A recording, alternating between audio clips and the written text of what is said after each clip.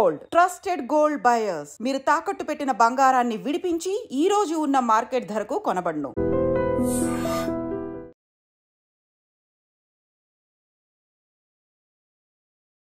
నమస్తే అండి.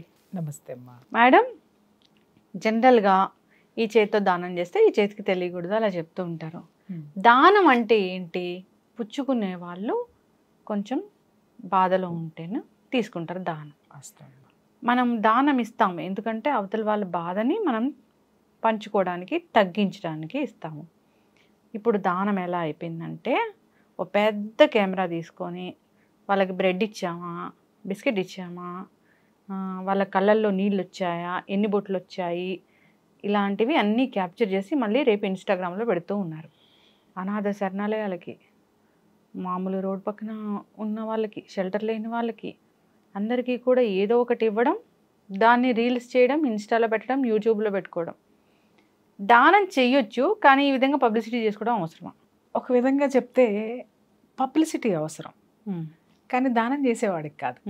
దానానికి పబ్లిసిటీ అవసరం. రైట్? మీరు పలానా చోటు ఇచ్చారు, మీరు పేదలకు ఇచ్చారని చెప్పేసి మీరు చూపించడంలో తప్పలేదమ్మా. ఎందుకనంటే మీరు చూపించేటప్పుడు అది ఇంకొకరికి ఇన్స్పిరేషన్ అవుతుంది.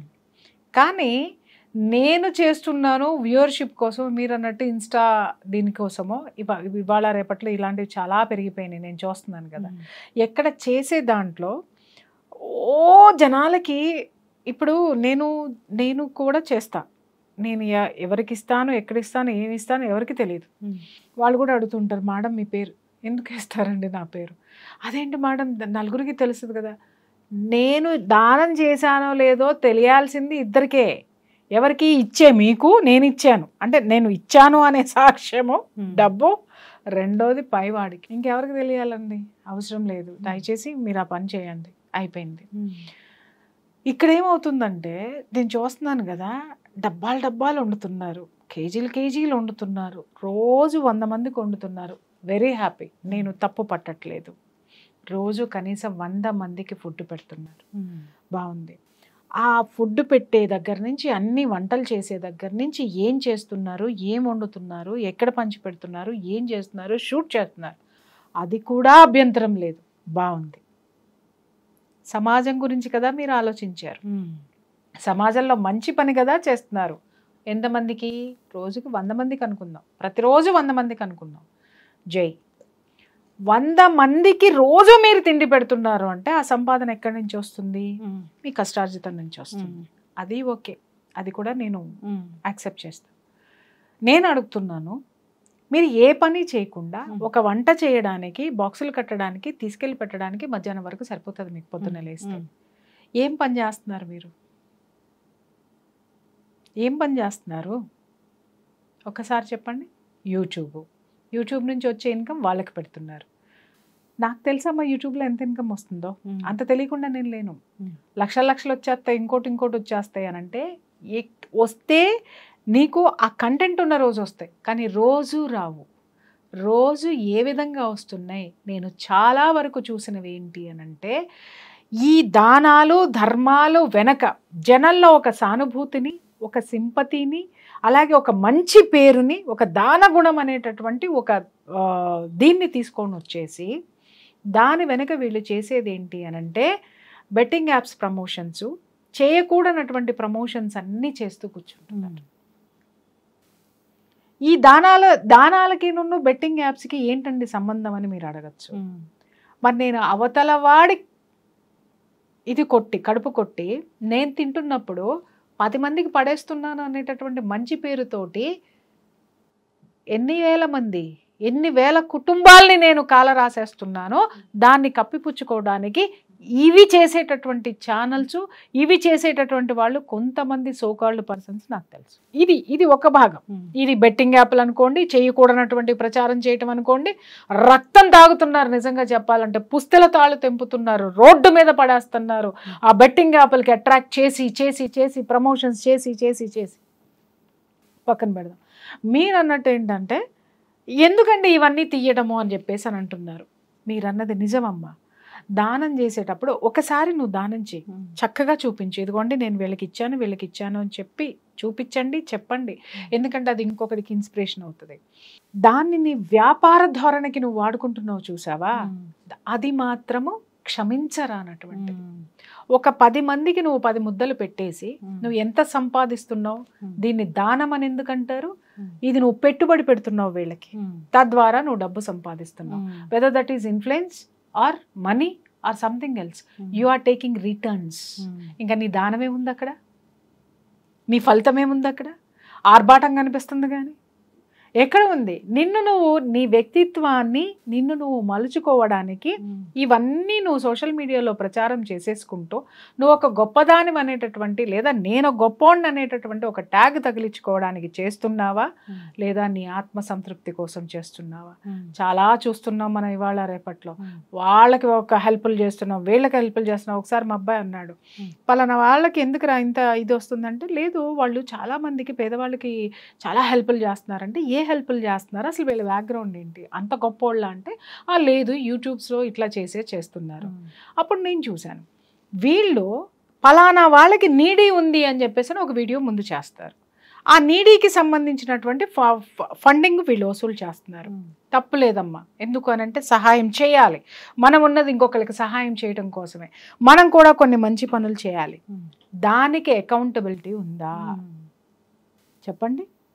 ఎంతమంది వేస్తున్నారు నీకు, ఎంత డబ్బు వస్తుంది నీకు, ఆ డబ్బుని ఈ ఒక్కడి 1,00,000. ఇంకొకటి కూడా పంచిపెట్టే వాళ్ళందరూ 100 రూపాయల కట్టలు చిన్న చిన్న రూపాయల కట్టలు తప్ప 500 కట్టలు 2,000 రూపాయల కట్టలు ఇంతవరకు ఎవరు ఇచ్చింది నేను చూడలా. ఇన్ని డబ్బులు. ఒక పేదవాడి మనస్సులో లేదా ఒక ఆశని క్రియేట్ చేయటం లేనిపోనటువంటివి. ఇన్ని డబ్బులు, ఇంత కావాలి. ఒకళ్ళకి నువ్వు ఏ సహాయం చేసినా, దాహంతో ఉన్నవాడికి మంచినీళ్ళు ఇచ్చినా వాడు ఆర్తిగా నిన్ను దేవుడు అని పొగుడతాడు. వాడికి ఆకలితో ఉన్న వాడికి అన్నం పెట్టినా నీకంటే దేవుడు ఎవరు లేరంటారు. అవసరమైన వాడికి వైద్య సహాయం అందించినా నీకంటే దేవుడు ఎవరు లేరని పొగుడతారు. ఆ ఒక్కళ్ళకి నువ్వు హెల్ప్ చేస్తూ నువ్వు ఎంతమందిని లూటీ చేస్తున్నావు చెప్పు, ఎంతమందిని మోసం చేస్తున్నావో చెప్పు. ఇలాంటి మోసాలు ఇవాళ యూట్యూబ్లో ఎన్ని జరుగుతున్నాయో తెలుసా? నేను అడుగుతున్నాను, మీరు సహాయం చేస్తున్నారు, బాగుంది. మీరు సహాయం నిజంగా చేసేవాళ్ళైతే వాళ్ళ అకౌంట్ నెంబరే ఇవ్వండి. మీ అకౌంట్ నెంబర్ ఎందుకు ఇస్తున్నారు? మీ దగ్గరికి రమ్మని ఎందుకు అడుగుతున్నారు? మీరే చేస్తామని ఎందుకు చెప్తున్నారు? మీడియాలో నేను కూడా చేశాను. బట్ ఎవరైతే బాధితులు ఉన్నారో డైరెక్ట్గా వాళ్ళ నంబర్లకే వాళ్ళే మాట్లాడుకుంటారు, వాళ్ళే చేస్తారు, వాళ్ళకే చెందుతుంది. నేను వాళ్ళకు కూడా చెప్తా, మీకు ఇంత అవసరం ఉంది, ఇది వచ్చిన తర్వాత మీరు స్వీకరించకండి, మీకు ఎక్కడి నుంచి వచ్చిందో అది మళ్ళీ తిరిగి వేయండి. వాళ్ళు నిజంగా అలాగే చేశారు. వాళ్ళ అవసరం ఎంతవరకు ఉందో అంతవరకు తీసుకున్నారు, మిగిలింది ఆపేశారు, అకౌంట్లో వేయొద్దని చెప్పేశాను. సో ఈ డిసిప్లిన్ పాటించుకుంటూ వెళ్తే దీన్ని దానం అంటారు, దీన్ని సహాయం అంటారు. కానీ అకౌంటబిలిటీ లేనిది, అకౌంట్స్లో లేనటువంటివి, నీకు 10 లక్షలు వస్తున్నాయో తెలియదు, నువ్వు 1,00,000 రూపాయలు మాత్రం ఇంత పట్టుకొని పోతా ఉంటావు. నువ్వు నీ ఇన్స్టాగ్రామ్లో నీ వ్యూవర్షిప్ పెంచుకోవడం కోసము నువ్వు వ్యాపారానికి ఈ దానాన్ని పెట్టుబడిగా నువ్వు పెట్టుకొని నీ ఇన్ఫ్లుయెన్స్ పెంచుకోవడానికో, నువ్వు మంచివాడమని చెప్పుకోవడానికో, ఆ మంచితనం ముసుగులో నువ్వు ఇంకేదైనా వ్యాపార ధోరణి చేయడానికి ఈ దానాన్ని నువ్వు పెట్టుబడిగా పెడుతున్నావు. ఇట్ ఈస్ అబ్సల్యూట్ ఆక్షేపణీయము. దీన్ని ఎట్టి పరిస్థితుల్లోనూ ఇది యాక్సెప్ట్ చేసేటటువంటి విషయాలు అయితే కాదు. చాలామంది భ్రమల్లో పడతా ఉంటారనమాట, మేము ఇక్కడ పెట్టాము, అక్కడ అది చేసాము, ఇక్కడ వెళ్ళండి, చెయ్యండి, విజిట్ చేసి చెప్పాలి. కానీ ఏ ధోరణితో చేస్తున్నారు, ఎవరి మనస్సులకు వాళ్ళు సమాధానం చెప్పాలి. మ్యామ్ అంతెందుకు, మెసేజ్ ఇవ్వడం అనేది వేరేలా ఉంటుంది, కానీ అసలు ఎలా తీస్తున్నారంటే వీడియోస్, ఎలా వాళ్ళ యూట్యూబ్ ఇవాళ రేపట్లో నేను అందరినీ అనట్లేదు, ఇవాళ రేపట్లో నిజంగా చాలా హెల్ప్ చేసేవాళ్ళు, ఇలా వీడియోస్ చేసి పలానా వాళ్ళకి హెల్ప్ ఉందని చేసేవాళ్ళు చాలా మంది ఉన్నారు, నిజంగా చాలా మంది ఉన్నారు. కానీ కొంతమందే వీటిల్ని మీద కూడా వ్యాపారాలు చేసేటటువంటి బడా బాబులు కూడా ఉన్నారు, పాపలు కూడా ఉన్నారు. దీన్ని అంటే ఎలా ఉంటదంటే అడుక్కు తినేవాడి దగ్గర అడుక్కు తినడం అన్నమాట. దీన్ని అర్థమైందమ్మా? అంటే అంత నీచమైన సిచ్యుయేషన్ కూడా డబ్బు కోసం దిగజారిపోయే దిగజారుడు పనుల్లో కూడా ఇలాంటి దానాలు, యూట్యూబుల్లో దానాలు ఉన్నాయి, సహాయాలు ఉన్నాయి. ఇది నాకు తెలిసిన వాస్తవం. ఇది వాస్తవం. 100% అకౌంట్ నెంబర్ ఇచ్చి దానికి ట్రాన్స్ఫర్ చేయించుకుంటారు ఫండ్స్. ఇది ఇట్లా చేయడం వల్ల ఏం జరుగుతుంది అంటే నిజంగా విరాళాలు ఇచ్చేవాళ్ళు కూడా నిజంగా ఇచ్చేవాళ్ళు, నిజంగా ఇవ్వాలనుకునే వాళ్ళు మంచోళ్ళు కూడా మధ్యలో వాళ్ళు ఎవరైనా తినేస్తారని ఇవ్వకుండా ఉంటారు. అసలైన వాళ్ళకి నోటి దగ్గర అన్నం తీసిన మీరు చెప్పింది ఒక భాగం. నేను ఇంకొక మాట చెప్తున్నాను, ఇచ్చేటటువంటి వాళ్ళందరి డబ్బు కూడా వీళ్ళ దగ్గరికి వెళ్ళడం లేదు. అదేంటున్నా తీసుకునే ప్రతి ఒక్కళ్ళని అకౌంటబిలిటీగా ఉండమని చెప్పండి. ప్రతి ఒక్కళ్ళ అకౌంట్స్ చెక్ చేయండి. వాటన్నిటిని పబ్లిక్ లో పెట్టే ధైర్యము లూటీ చేసే వాళ్ళకు ఉందా అని అడుగుతున్నా. నిజాయితీగా చేసే వాళ్ళని నేను అడగడం లేదు. వ్యాపార ధోరణితోటి నా ఇమేజ్ పెంచుకోవాలి, ఇమేజ్ పెరిగితే సబ్స్క్రైబర్స్ పెరుగుతారు, సబ్స్క్రైబర్స్ పెరిగితే నాకు బిజినెస్ ప్రమోషన్స్ వస్తాయి, కాబట్టి నేను ఇది చేయాలి, నేను ఇలాంటివి చేసి జనాల నుంచి తెచ్చుకోవాలంటే ఇది నీ పెట్టుబడి అవుతుంది తప్ప నీ దాన గుణం ఎందుకు అవుతుంది? ఇది నేను విమర్శించడం కాదు, జరుగుతున్నటువంటి వాటిల్ని నేను చెప్తున్నాను, జనం దృష్టికి తీసుకెళ్తున్నాను. ఇక్కడ ఇంకొకళ్ళు అనుకోవచ్చు, మేడం ఇది చెప్పారు నిజంగా హెల్ప్ చేసే వాళ్ళు కూడా డౌట్ తోటి ఆగిపోతారేమో అని. ఒక్కటే నేను మాట చెప్తున్నాను, సహాయము స్వీకరించే వాడికి సహాయం ఎప్పుడూ అందించబడును. ఖచ్చితంగా అది వాస్తవం అనుకుంటే ఇప్పుడు నేను కూర్చున్నా, ఇంకొకళ్ళు కూర్చున్నారు, నువ్వు చెయ్యకపోతే, నిన్ను నమ్మకపోతే ఇంకొకటి ద్వారా వాళ్ళకి సహాయం డెఫినెట్గా అందుతుంది. కానీ ఇలా పుట్టగొడుగుల్లాగా పుట్టుకొచ్చేసి, ఒకప్పుడు మీకు గుర్తుందో లేదో, చిన్నపిల్లలు ఆ ఫండ్ ఇచ్చేటటువంటి డబ్బాలను పట్టుకుని స్కూల్ పిల్లలకి స్కూల్లో ఉన్న వాళ్ళందరూ డబ్బాలు ఇచ్చి వదిలేసేవాళ్ళు. ఇంకా మా అమ్మాయి వచ్చిన తర్వాత ఫండింగ్ అడగాలని చెప్పేసి నువ్వు రోజు డబ్బా పట్టుకొని మొత్తం అపార్ట్మెంట్ పై నుంచి కింద వరకు తిరిగిన తర్వాత మా తమ్ముడు వచ్చి గట్టిగా అరిచేసాడు, నన్ను బుద్ధుందా నీకు, దాన్ని ఇంటికి పంపిస్తావా అంతే ఇది. నాకేం తెలుసురా, ఏదో ఫండింగ్ అంది వెళ్ళింది అని అంటే ఒక్కొక్కళ్ళు ఎట్లా మాట్లాడుతున్నారు దాన్ని, నీకేమన్నా తెలుసా అసలు, ఇష్టం వచ్చినట్టు మాట్లాడుతూ ఉన్నారు, ఇసుక్కుంటున్నారు, చీదరించుకుంటా అన్నారు ఇది అని చెప్పేసాను. చాలా బాధ అనిపించింది నాకు. అప్పుడు మా పాపను పిలిచాను, ఏంటమ్మా అని అంటేను, అవునమ్మా కానీ ఎంతమంది ఎక్కువ వసూలు చేసుకొస్తే వాళ్ళకి స్మైలీ ఇస్తానన్నారు, వాళ్ళకి ట్యాక్స్ ఇస్తానన్నారు, అందుకోసమని అమ్మ నాకు ఒక 500 తగిన నువ్వు ఇచ్చేవా అనంది. నేనన్నా, ఎక్కడ తీసుకొచ్చావో వాళ్ళందరికీ తిరిగిచ్చిరా, ఎంత డబ్బు ఉందో మొత్తం నేను ఇస్తా, కానీ ఇంకొకళ్ళతోటి అవమానం మాత్రం పడద్దు అన్న తరువాత అసలు ఈ డబ్బంతా ఎక్కడికి వెళ్తుంది అనేది ఒక ఇన్వెస్టిగేషన్ పెట్టి, ఇక్కడ ఏం జరుగుతుందంటే కొన్ని స్వచ్ఛంద సంస్థలు కొన్ని సంస్థలతోటి లాలూచి పడిపోయి ఇలా ఇవన్నీ వసూలు చేయడానికి, వీళ్ళకు ఒక మంచి పేరు తీసుకొని రావడానికి, వీళ్ళ ఒక క్రెడిబిలిటీని సమాజంలో వీళ్ళు ప్రూవ్ చేసుకోవడానికి పిల్లల్ని పావుల్లాగా వాడుకున్నారు. మీరు అనొచ్చు అదేంటండి పిల్లల్లో దానగుణం చెప్పాలి కదా అని అంటే, పిల్లల పేరెంట్స్ని అడగండి, మీరు వాళ్ళకి సాధ్యమైనంత ఇస్తారు.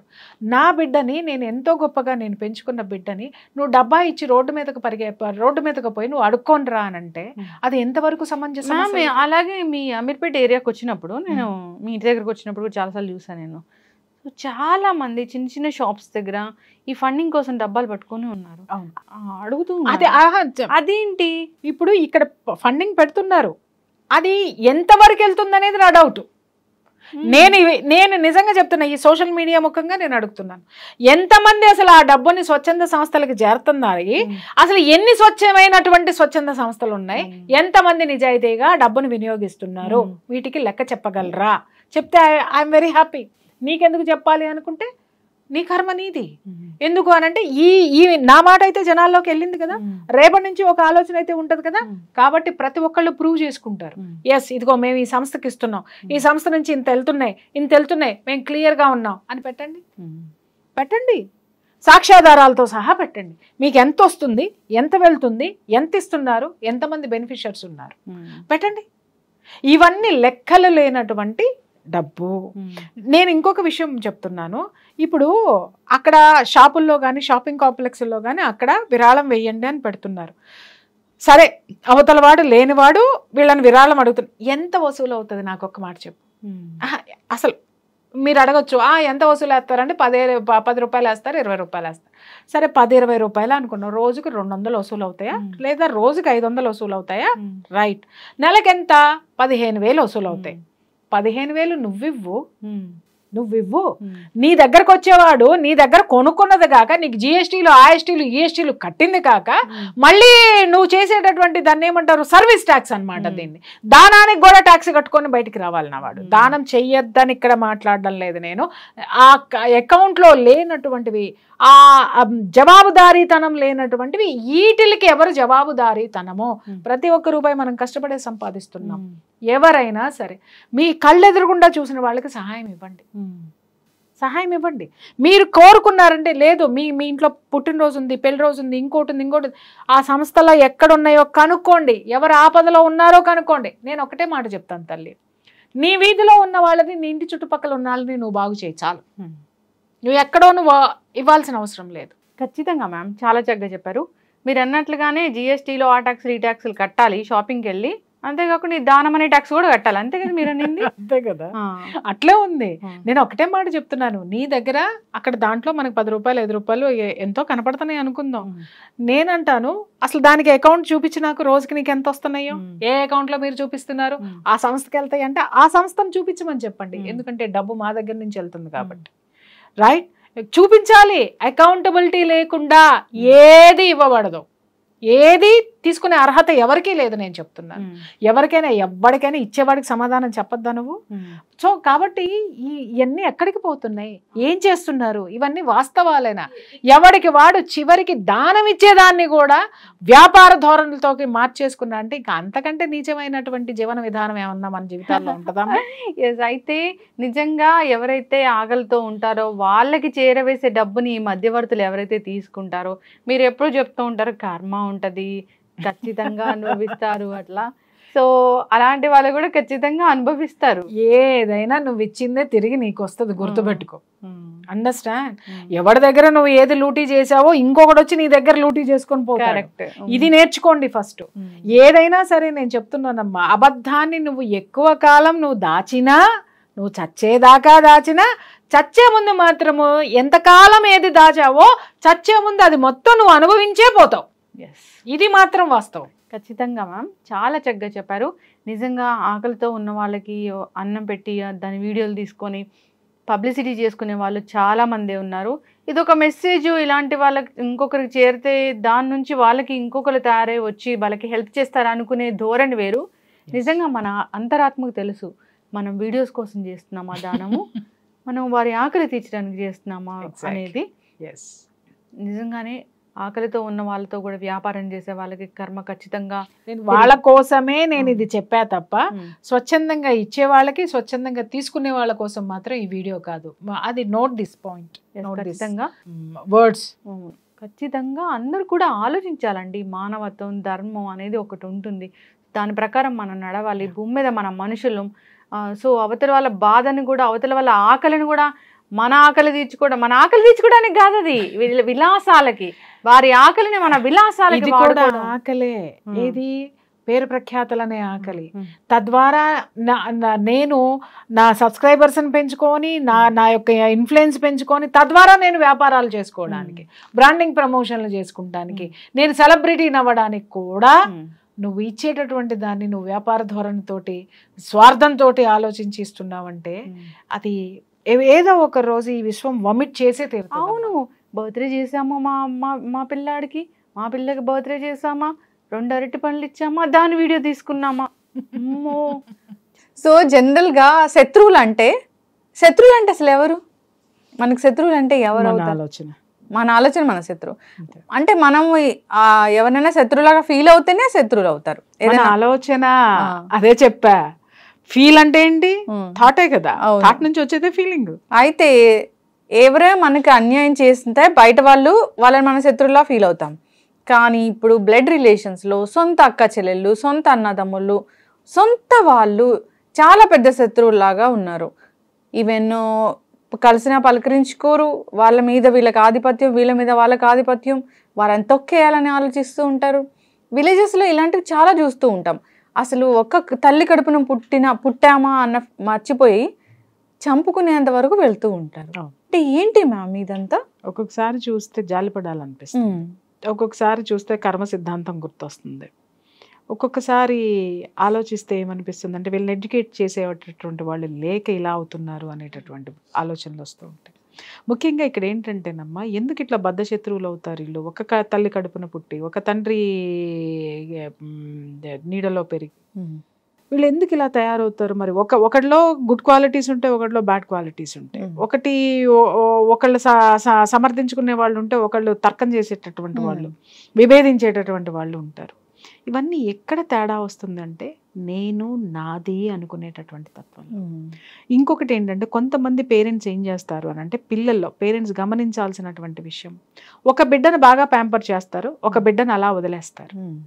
ప్యాంపర్ చేయడానికి కారణం ఏంటంటే, ఒక బిడ్డ యొక్క తత్వం ఎలా ఉంటుందంటే ప్రశ్నించేటటువంటి తత్వంలో పుడతాడు. ఒక బిడ్డ ఏంటంటే డిప్లొమాటిక్ నేచర్లో పుడతాడు. ప్రశ్నించేటటువంటి తత్వం ఉన్నటువంటి పిల్లల్ని తల్లి కానీ తండ్రి కానీ ఇష్టపడరు.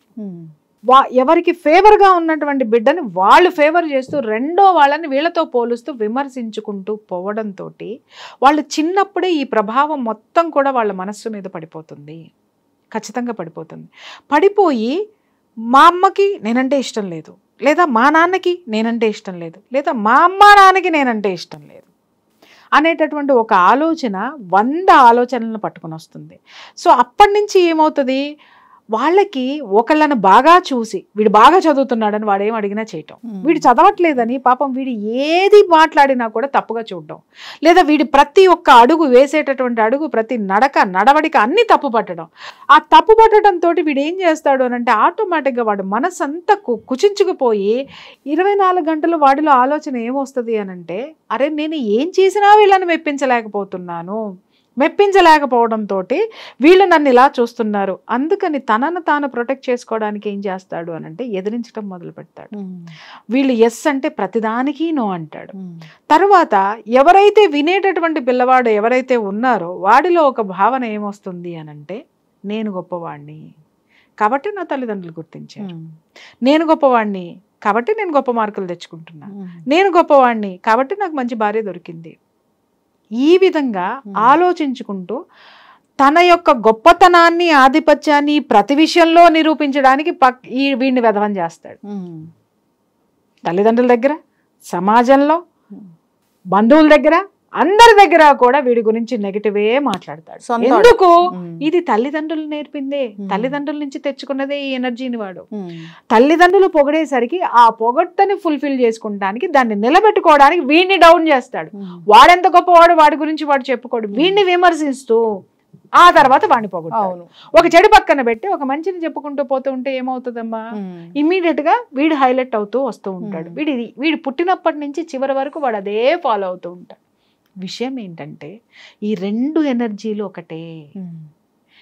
ఈ యొక్క తమ్ముడు అనుకో అన్న అనుకో నెగిటివ్ ఎనర్జీలో ఉన్నది, పాజిటివ్ ఎనర్జీలో ఉన్నది తమ్ముడు అనుకో అన్న అనుకో, ఈ 2 కూడా ఒకటే ఎనర్జీ నుంచి బయటకు వచ్చినటువంటి వాళ్ళే. కానీ వీళ్ళని తయారు చేసింది ఎవరు? కేవలము తల్లిదండ్రుల యొక్క యాటిట్యూడ్. ఇక్కడ ఏం జరుగుతుందో చూద్దాం.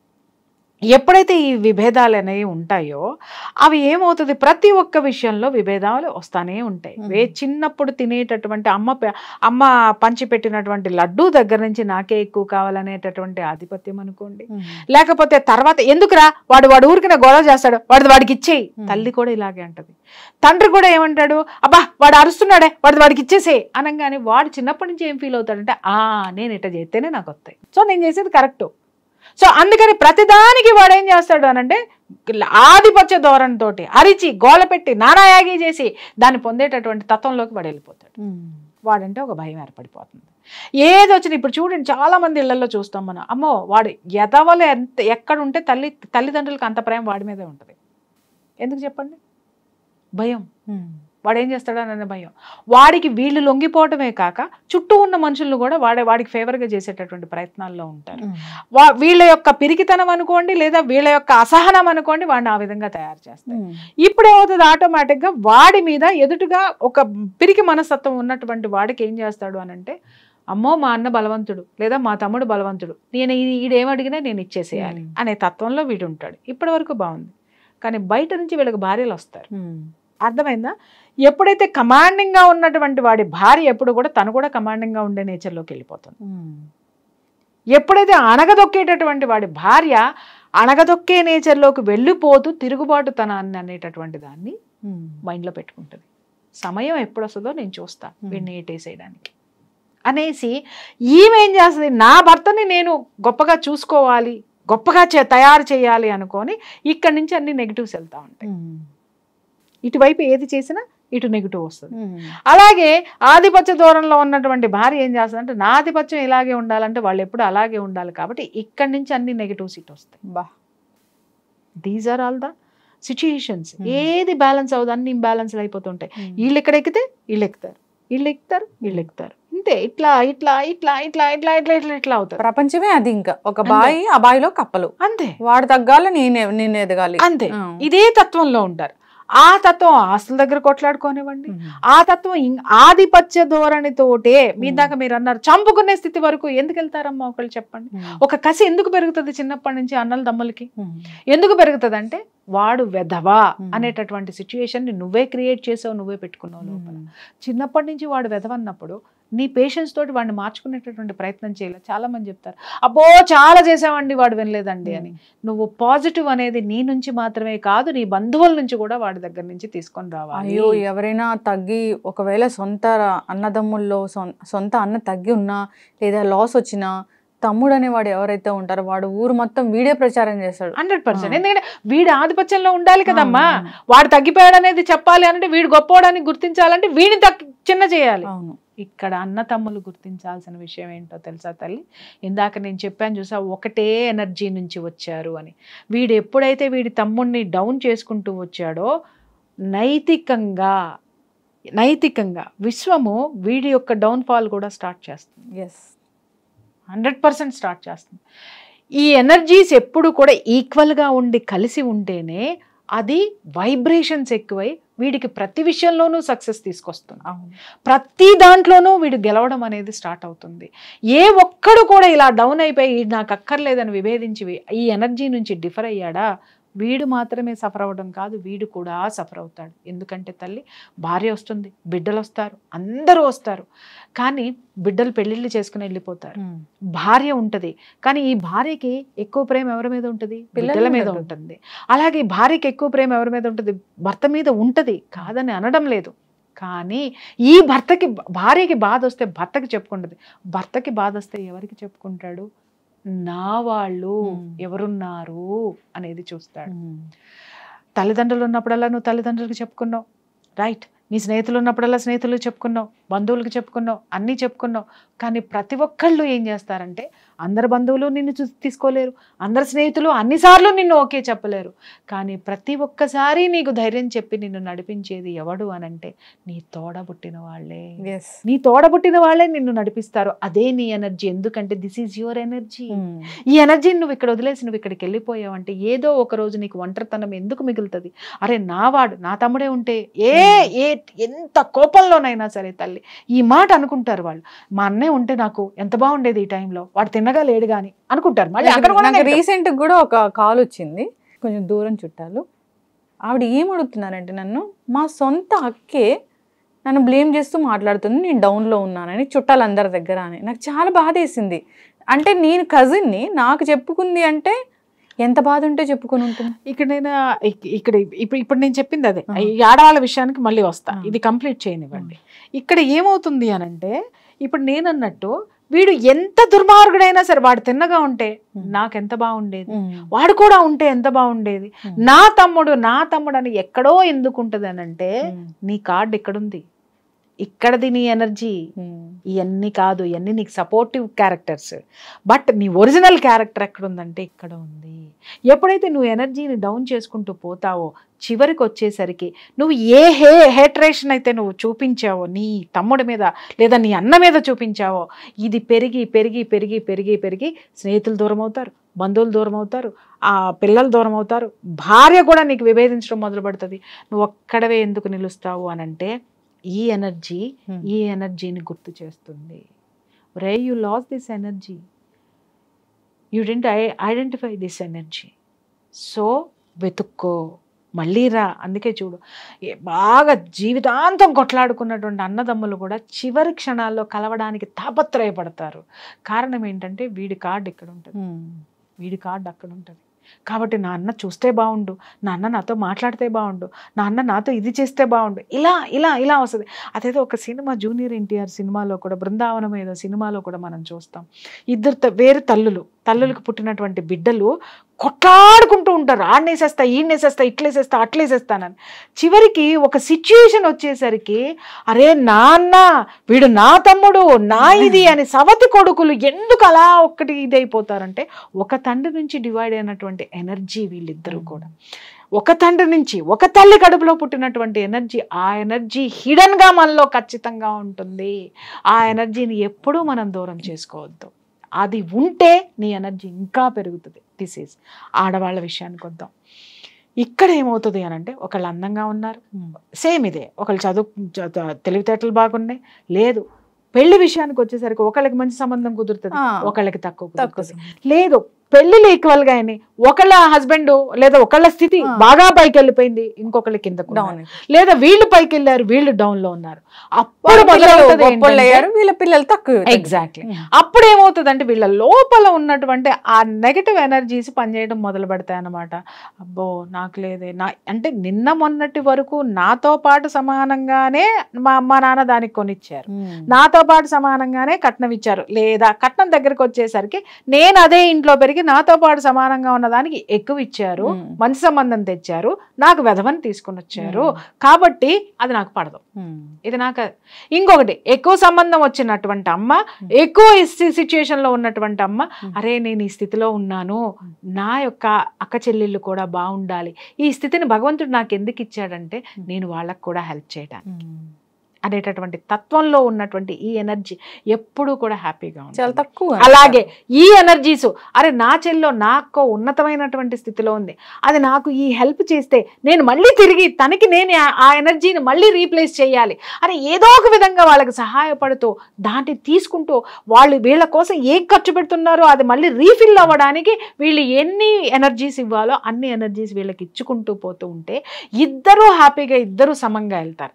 అలా కాకుండా నేను గొప్పదాన్ని, నాకు మాత్రమే చీరలు ఉండాలి, నాకు మాత్రమే కారు ఉండాలి, వాళ్ళ పిల్లలు అడుక్కు తినాలి, వాళ్ళ పిల్లలు ఇది ఉండాలి అని అంటే, నేను ఒక్కటే మాట అడుగుతాను, వాళ్ళ పిల్లలు అడుక్కు తింటున్నారు, లేకపోతే వాళ్ళ ఎదవల కింద ఉన్నారు అని నువ్వు అనుకున్నావు. ఒకటే పెళ్ళికి వెళ్ళారు, బంధువులందరూ ఒకలే ఉంటారు కదా, నువ్వు గొప్పగా కారు దిగావు, నీ అక్క ఎక్కడుంది, నీ అక్క పిల్లలు ఎక్కడున్నారు, వాళ్ళు అలా ఉన్నారు, నువ్వు ఒక్కదానివే. నిన్నెవడు గుర్తించడు, నిన్ను గుర్తించేది నీ డబ్బుని, నిన్ను కాదు. అర్థమైందా? సడన్ గా ఏదన్నా ఉపద్రవం వచ్చి నువ్వు పడిపోయినావు, ఆ క్షణంలో ఫస్ట్ పరిగెత్తుకొచ్చేది ఎవరు? నీ రక్త సంబంధం. నీ రక్త సంబంధం.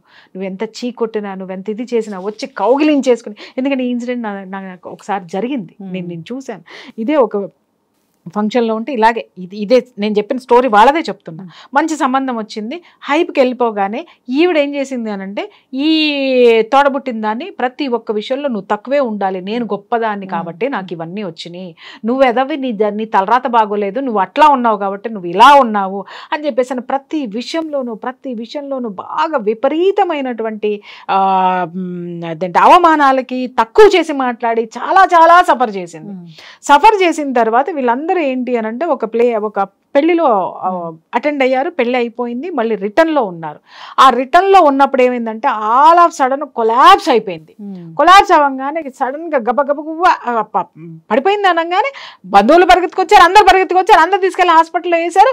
ఈవిడ కూడా అక్కడికి వెళ్ళింది. అక్కడికి వెళ్ళిన తర్వాత చాలా సీరియస్ అయింది. ఏమంటే ఒకళ్ళు అర్జెంట్ గా 100% ఇక్కడ కంపల్సరీగా ఉండాలి అని అంటే, కొడుకులు పిల్లలు కూతుళ్ళు అందరూ అమెరికాలో ఉన్నారు, ఈవిడికి ఇక్కడ ఎవరు లేరు. భర్త ఉన్నాడు, కానీ ఒక ఆడ మనిషి, ఒక అండ అనేది మాత్రం కావాలి. అత్తగారులు వాళ్ళు వచ్చి కూర్చొని చేసేటటువంటి సిచ్యుయేషన్ లేదు.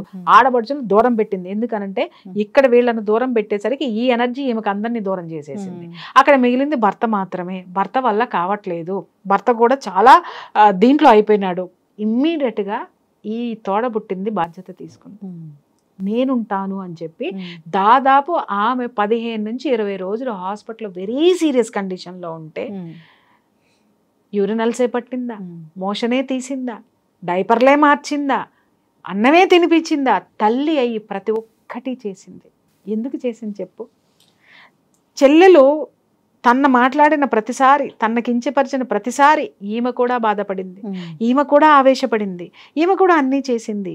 కానీ ఇక్కడికి వచ్చేసరికి ఏ ఎనర్జీ ఈమెను అక్కడికి తీసుకెళ్ళింది అంటే ఒకటే ఓంబు నుంచి బయటకు వచ్చారు, ఒకటే ఎనర్జీలో వీళ్ళు ఉన్నారు, ఆ ఎనర్జీ ఇక్కడికి చేర్చింది. మరి అమెరికాలో ఉన్నటువంటి పిల్లలు రోజు వాట్సాప్ కాల్ ఫోన్ చేసి మాట్లాడేవారు.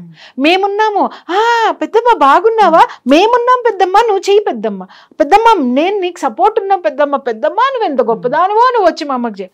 అప్పుడు ముసలి కన్నీళ్ళు. అప్పటి వరకు పెద్దమ్మ ఏమైంది, అప్పటి వరకు పెద్దమ్మ పిల్లలు ఏమయ్యారు, అప్పటి వరకు వాళ్ళు ఆ పిల్లలందరూ చాలా చిన్న పనులు చేసుకుంటూ చిన్న చిన్న ఉద్యోగాలు, చిన్న చిన్న జీవితాలు, గబా గబా హాస్పిటల్కి కానీ ఆమెను ఎక్కడికైనా తీసుకెళ్ళటం కానివ్వండి, టెస్టులకు కానివ్వండి, వాటికి కానివ్వండి, ఆ పిల్లల దగ్గరుండి ఒక ఆడపిల్ల ఒక మగపిల్లవాడు దగ్గరుండి వాళ్ళకి అన్నీ చేయించి 15 రోజులు ఎక్కడో ఉన్న పిల్లలు. డబ్బు కాపాడలేదు ఆమెని, ఆమెను కాపాడింది కేవలము తోడబుట్టినటువంటి ఈ ఎనర్జీని. ప్రతి ఒక్కళ్ళల్లో ఇన్నర్గా ఆ రిలేషన్ అనేది ఉంటుంది. ఆ రిలేషన్ని తెలుసుకొని బ్రతికిన ప్రతి ఒక్కడూ కూడా అద్భుతంగా బ్రతుకుతాడు. అది కాకుండా ఈ వైషమ్యాలు పెంచుకుంటే ఏమవుతుంది, తలకాయలు నరుక్కుంటే ఏమొస్తుంది, ఉరి శిక్షలు వస్తాయి, ఏమొస్తుంది, జైలు జీవితం వస్తుంది, ఏమొస్తుంది, టెన్షన్ వస్తుంది, యాంగ్జైటీ వస్తుంది, ఏమొస్తుంది, నింద వస్తుంది, ఒక నేరస్తుడు అన్న నింద వస్తుంది, మనశ్శాంతి లేనటువంటి జీవితం. వాడినేసేయాలి, వీడిని చంపేయాలి, వాడిని చంపేయాలి. ఏ రోజన్నా మనశ్శాంతిగా నువ్వు తినే తిండిని ప్రశాంతంగా తిన్నావా? ఒక్కసారి నీ చిన్నప్పుడు గుర్తులు తెచ్చుకో. ఒకటే చెట్టు కింద కూర్చొని నువ్వు ఒకే పళ్ళల్లో నువ్వు, నీ తమ్ముడు తిన్నది, నువ్వు నీ అక్క తిన్నది, అలాగే ఒకటే లంగాని, ఒకటే పట్టు లంగాని 2 పట్టు లంగాలు ఉంటే ఎక్స్చేంజ్ చేసుకొని దాన్ని అందంగా చూసుకున్న క్షణాలు చూడండి. కొంచెమే పూలుంటే కట్ చేసుకుని చెరుసగం పెట్టుకుంటే ఉన్న ఆనందం చూడండి. కక్షలు కార్పణ్యాలు ఉన్న రోజున ఒక్క క్షణమైనా మీరు ప్రశాంతంగా మనశ్శాంతిగా బ్రతికి ఉన్నారా? చిన్నప్పటి రోజులు ఎందుకు అద్భుతంగా ఉన్నాయి, ఈచ్ అండ్ ఎవ్రీథింగ్ షేర్ చేసుకున్నారు. ఆ ఎనర్జీ మిమ్మ బాండింగ్ మీకు ఒక ప్రశాంతమైనటువంటి వాతావరణాన్ని గుర్తు చేసింది, తీసుకొచ్చింది. బట్ ఈ రోజు నెగిటివ్ ఎనర్జీస్ని మీరు పెట్టుకుంటూ కక్షలు కార్పణ్యాలు ఈర్ష్య అసూయ ద్వేషాలు పెట్టుకుంటూ పోతే మనశ్శాంతి లేకుండా మీరు ఉండడం అనేది జరుగుతుంది. ఖచ్చితంగా మ్యామ్, చాలా చక్కగా చెప్పారు. So blood రిలేషనే. సో వీళ్ళిద్దరిలో ఎవరికైనా వీళ్ళిద్దరికి పడకపోతే, గొడవలు వస్తే, పక్క నుంచి ఆజ్యం పోసే బంధువులు చాలా మంది ఉంటారు.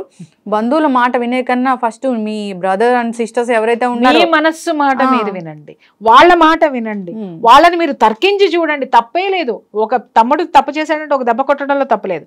అలాగే అన్న ఒక దెబ్బ కొట్టాడంటే అది వాడు నిజంగా న్యాయంగా కొట్టి ఉంటున్నట్టయితే క్షమించడంలో తప్పలేదు, ఎందుకంటే నువ్వు తప్పు చేశావు. అలాగే అక్క ఒక మాట నిన్ను దారిలో పెట్టడానికి మాట్లాడింది అనంటే నువ్వు పడటంలో తప్పులేదు. అలాగే చెల్లి ఒక హెచ్చరిక చేసింది అనంటే నువ్వు తీసుకోవడంలో తప్పులేదు. అమ్మ, ఎక్కడో బయట ఎంతో మంది, వందల మంది మనల్ని మాటలు మాట్లాడుతుంటే తీసుకునేటటువంటి మీరు మీ బాసులు మాట్లాడతారు, మనం వర్క్ చేసే ప్లేసుల్లో మాట్లాడతారు, అలాగే మన చుట్టూ ఉన్న వాళ్ళు మాట్లాడతారు, మన ఇంటి ఓనర్ మాట్లాడిపోతారు, మన పక్కన ఉన్న ఆవిడ మాట్లాడితే ఇంత మందితో పడేటటువంటి వాళ్ళు మన తోడబుట్టిన వాళ్ళు ఒక చిన్న మాట అంటే దాన్ని సమర్థించుకునేటటువంటి శక్తిని మనం ఎందుకు కోల్పోతున్నాం అనేది ఒక్కసారి ఆలోచించి. ఖచ్చితంగా మ్యామ్, చాలా చక్కగా చెప్పారు. నిజంగా బ్లడ్ రిలేషన్ అంటే బ్లడ్ రిలేషనే. ఒకే ఊమ్ నుంచి వచ్చామంటే నిజంగా 2 ప్రాణాలు వేరు అయ్యి ఉండొచ్చు, కానీ ఒకటే అసలు దానికి మూలము. అందరూ కూడా దాన్ని గౌరవంగా చూసుకోవాలి. నీ బ్రదర్ని అవమానిస్తే అది నీ అవమానంగా ఫీల్ అవ్వాలి. సో రిలేషన్ అనేది మంచిగా ఉండాలి. అప్పుడే నెక్స్ట్ జనరేషన్కి ఖచ్చితమైన రిలేషన్ అంటే, బంధాలంటే, ఆప్యాయతలు అంటే మనం ఇచ్చిన వాళ్ళు అవుతాము. ఇలాంటి పగలు పెంచుకోవాలి, ఆధిపత్యం ఉండాలి, ఇట్లా అసలే ఉండకూడదు. హ్యాపీగా ఉండాలని కోరుకున్నాం. ఎవరైతే బంధువులు ఇలాంటి వాళ్ళకి ఆజ్యం పోస్తారో వాళ్ళందరూ కొంచెం వాళ్ళకి చేతులెత్తి నమస్కరించాలి. అబ్బో, చాలా పెద్ద స్కెచ్లు వేస్తూ ఉంటారు. సో కలపడానికి మీరు ప్రయత్నాలు చేయండి, ఇలా విడగొట్టడానికి కాదు. అది రేపు మీ ఇంట్లో ఏదో ఒక రోజు జరుగుతూ ఉంటుంది. ఇచ్చింది మళ్ళీ తిరిగి వస్తుంది కదా, మీరు చెప్తారు. ఖచ్చితంగా ఏమిస్తావో అదే తిరిగి వస్తుంది.